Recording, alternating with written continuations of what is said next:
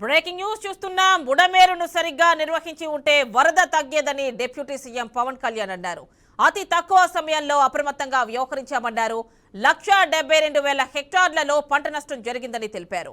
సహాయక చర్యలకు ఆటంకం కలగకూడదనే దూరంగా ఉన్నానని తెలిపారు. తాను సహాయపడాలి కానీ అదనపు భారం కాకూడదని భావించినట్లు తెలిపారు. నీళ్లు రావనే కారణంతో ఎఫ్టీఎల్లో నిర్మాణాలు చేస్తున్నారని చెప్పారు. బుడమేరును గత ప్రభుత్వం పూర్తిగా విస్మరించిందన్నారు. ప్రస్తుతం వరద తగ్గింది, ప్రమాదం తప్పిందన్నారు. వరద బాధితులను ఆదుకునేందుకు వ్యక్తిగతంగా ₹1 కోటి ప్రకటిస్తున్నట్లు తెలిపారు.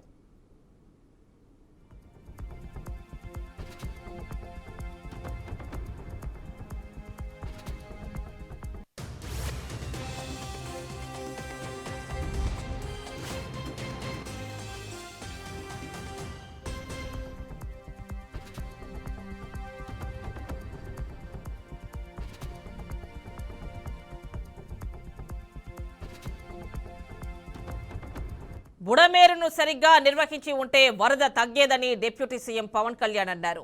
అతి తక్కువ సమయంలో అప్రమత్తంగా వ్యవహరించామన్నారు. 1,72,000 హెక్టార్లలో పంట నష్టం జరిగిందని తెలిపారు. సహాయక చర్యలకు ఆటంకం కలగకూడదనే దూరంగా ఉన్నానని తెలిపారు. తాను సహాయపడాలి కానీ అదనపు భారం కాకూడదని భావించినట్లు తెలిపారు. నీళ్లు రావనే కారణంతో ఎఫ్టీఎల్లో నిర్మాణాలు చేస్తున్నారని చెప్పారు. బుడమేరును గత ప్రభుత్వం పూర్తిగా విస్మరించిందన్నారు. ప్రస్తుతం వరద తగ్గింది, ప్రమాదం తప్పింది అన్నారు.